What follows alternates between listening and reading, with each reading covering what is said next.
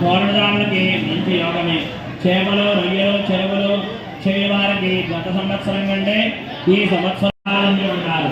సేవా కార్యక్రమంలో పాల్గొంటారు. అధిష్టానకారి మీ పనిని గుర్తించి విద్యార్థి చంద్రుడైనందువలన వస్తువులకు ధరలు ఉండవు. ధాన్యములు నవనాయకుల వల్ల కూడా ఆచితూచి వ్యవహరిస్తారు. ధరలు పెరగదు. వర్షణ బాగుండటంచే పంటలు బాగా పండరు.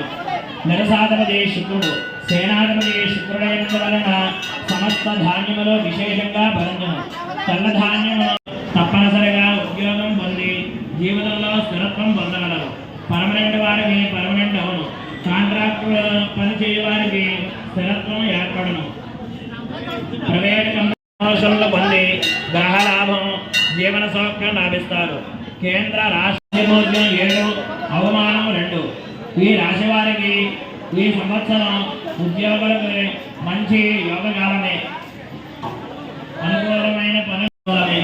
ఈ సంవత్సరం మీ పేరు ప్రఖ్యాతులు పెరుగును. టీవీ సినిమా రంగాల్లో ఉన్న వారికి నూతన అవకాశాలు బాగా వచ్చును. ప్రభుత్వ ప్రైవేటు సంస్థల్లో అవార్డులు లభించును. వ్యాపారం ప్రారంభించిన రాణించదు. నూతన వ్యాపారానికి స్థిరాత్మలు ఉంటారు.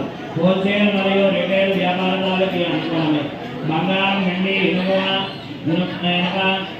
ఉప్పు గంధము తగరము రబ్బరు వేరుశనగ పంచదార బెల్లము పాలు వంటి ఉత్పత్తులు ధాన్యములు వస్త్రములు ఉలవలు గోధుమలు బంగారము వెండి పాదరసము బియ్యము ధరలను నిల్వ చేసిన విశేష లాభము ఉందను.